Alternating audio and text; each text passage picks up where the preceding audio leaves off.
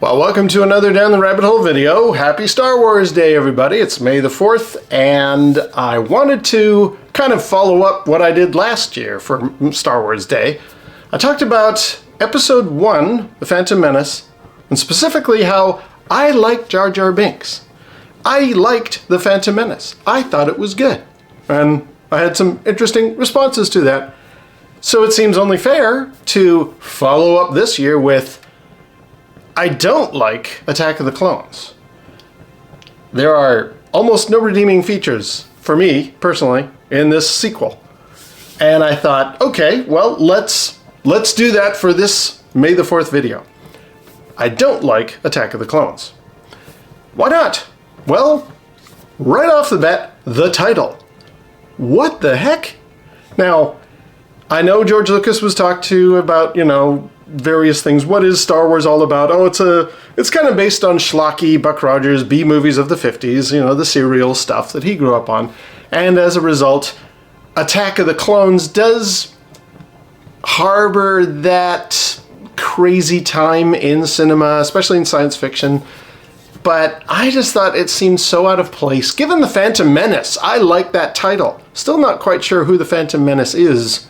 I guess it was Darth Sidious or somebody. I don't know. Anyway, the Return of the Sith in the scene. But with regards to this title for this movie, I was like, Attack of the Clones. That's what you're going with. That sounds so lame and schlocky. As I say, I'm not a fan. Did not like the title to begin with.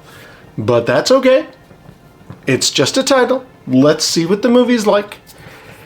And we open up on Coruscant, where Obi-Wan and now older Anakin are doing the Jedi rounds, on their patrols and stuff. And I remember thinking to myself, okay, so there's this big chase sequence through the flying cars through the city. And it didn't land for me. I was watching this, we're a couple of minutes into the show, and I'm like, when did this become Blade Runner? What is going on? And there's a lot of really weird stuff, or at least first-time stuff that you see in the opening of the film. For example, for the very first time in Star Wars, we see advertising. You're walking, Obi-Wan and Anakin are going through the streets trying to find this attempted bounty hunter guy, and they're just like, okay, we're going to duck into one of the nightclubs. So there's billboards around with little animated alien faces. And I was like, my God, we've never seen advertising. Not even in Bespin. We've never seen advertising to the world. They go into the bar, and there's people watching a droid football game on TV. And I was just like, what the? This feels weird. This feels like somebody attempting a Star Wars movie who has no inkling as to the original trilogy and stuff. It felt very contemporary, which is fine. People argued that in The Phantom Menace, Captain Tanaka talks about you can kiss your trade route goodbye. It's like, okay, that's very modern terminology. Anyway, there's a lot of dumb stuff. Let's just say it that way. There's a lot of dumb stuff. And the attack that Obi-Wan and Anakin are chasing, they're chasing this bounty hunter, Zam Wessel. And when they capture them, and this is like, I'm not going to go too deep into the plot, but they are an agent on behalf of Jango Fett. And when they are captured, they die because Jango Fett kills them with a needle from a distance, and their face goes weird. And I was just like, okay, what's the explanation behind that? There's no explanation going on here. We're just rifling through these little plot things. My guess is some of this stuff ended up on the cutting room floor. But I'm kind of like, okay, I'm several minutes into our sequel here, and I'm not feeling it. This doesn't bode well. Obi-Wan goes through an investigation. He's trying to figure out some stuff. He goes to a 1950s bar run by a big alien chubby guy called Dex.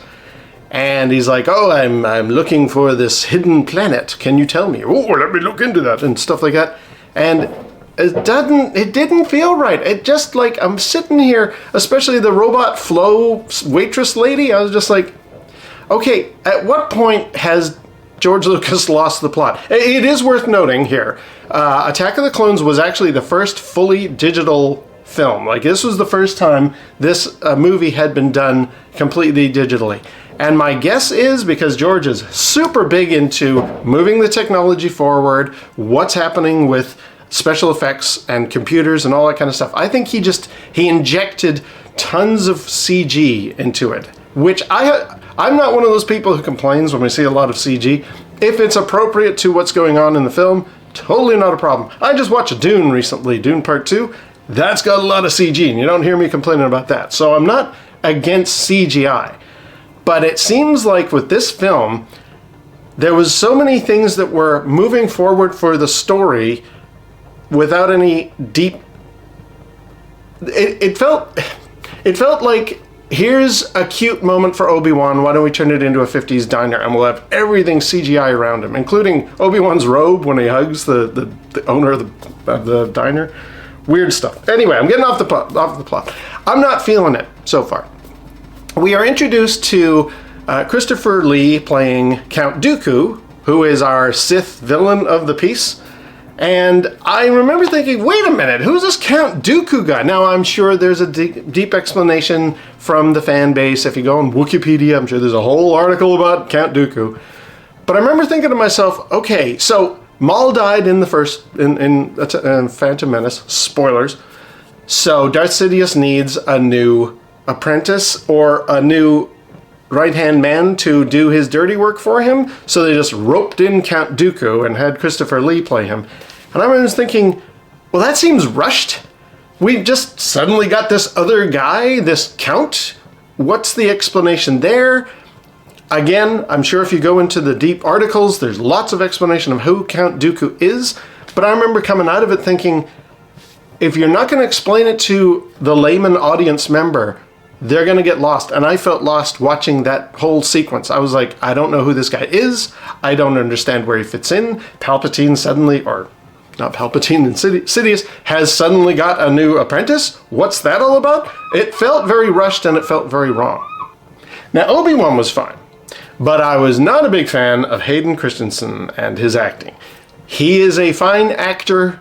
I know, I haven't seen the film myself, but I know a lot of people say that in Life as a House, he's very, very good. So it's not like the guy can't act.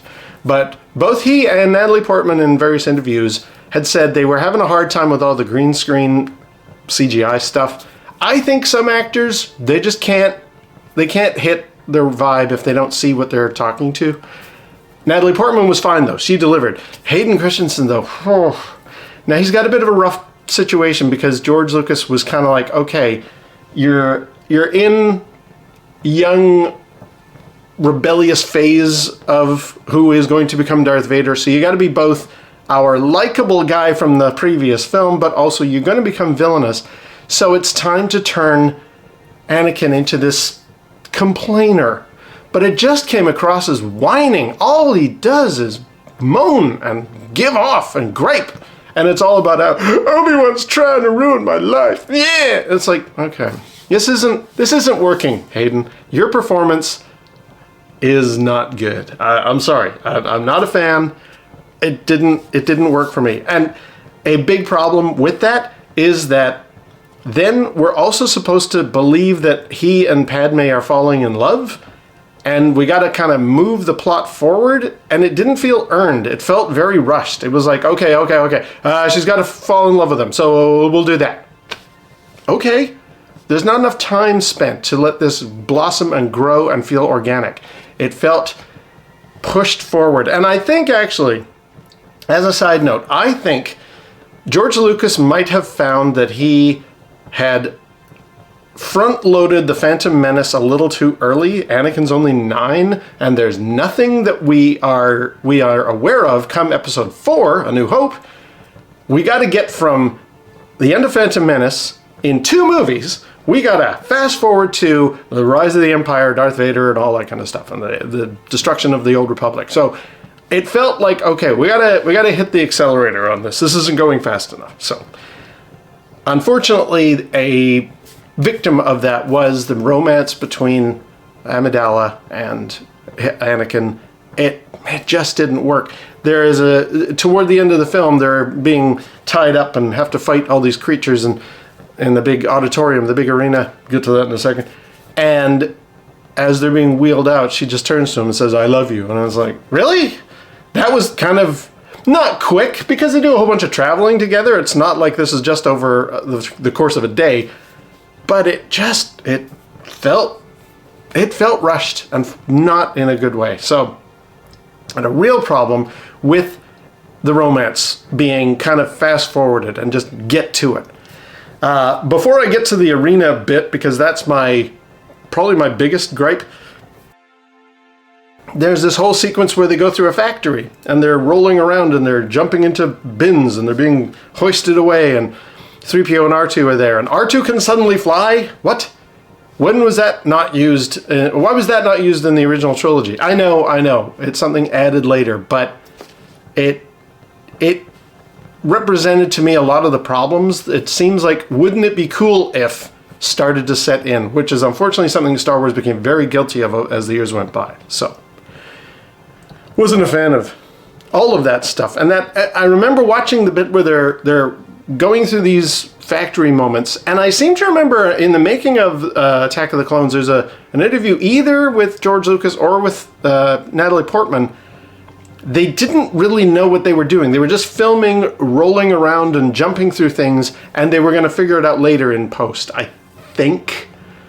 And unfortunately, it kind of comes across to me. As I watched that sequence, the factory bit, I was just like, okay, this is almost like those old Bugs Bunny cartoons where you've got the conveyor belt and there's things going on. I was just like, I thought I was watching Star Wars. This is bad. This comes across really lame. I'm not liking it.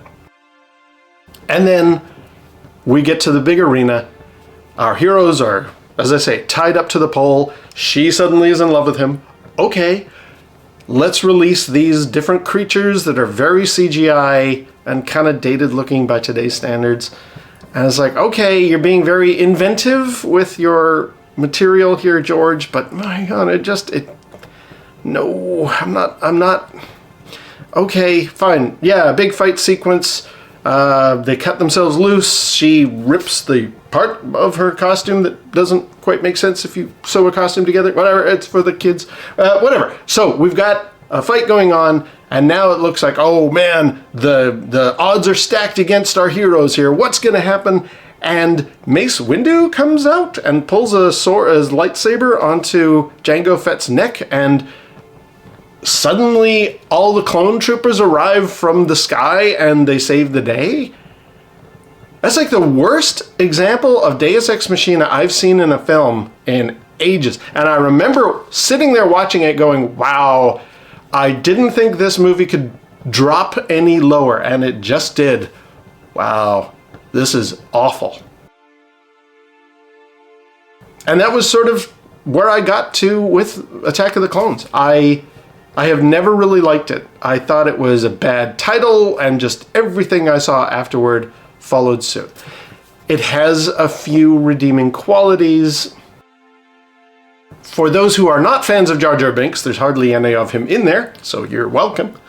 The bit with, Jango Fett and Obi-Wan going to the planet with all the swamp or the water and the long swooshy people, that was interesting. There's some neat, this order was placed for all of these clones. What's that all about? Ooh, there's something dark and nefarious going on here, but unfortunately, we can't spend any time investigating it. But it teased out a neat thing that might have been going on. So I liked that.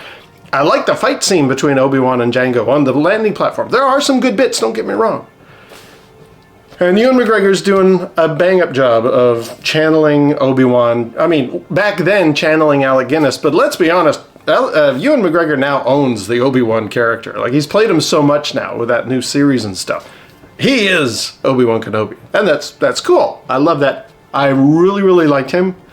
Natalie Portman did very well with what she could handle, because, again, doesn't seem to be able to deal with all the CGI very well. She's a very good actress. She's done a lot of good stuff. But Hayden Christensen's man, get better. You're awful in this movie. Yeah, I was not a fan of it. I never have liked Attack of the Clones. It was probably the lowest point for me with the prequel trilogy. But I'm going to leave it there because there's many more things I could go into, and I just figure, you know what? I don't like doing negative videos. I don't like being that guy, but I have to in this case. Given that I said such nice things about Phantom Menace last year, it's only fitting that I do similar treatment of the one that I liked the least, which is Attack of the Clones. So that's it. I'm going to leave it there. Again, happy Star Wars Day to everybody. Sorry for doing a rant video or a negative video. It's not usually my style. And let's do some more positive Star Wars stuff in the very near future, shall we? All right. Well, until next time, we'll see you down the rabbit hole.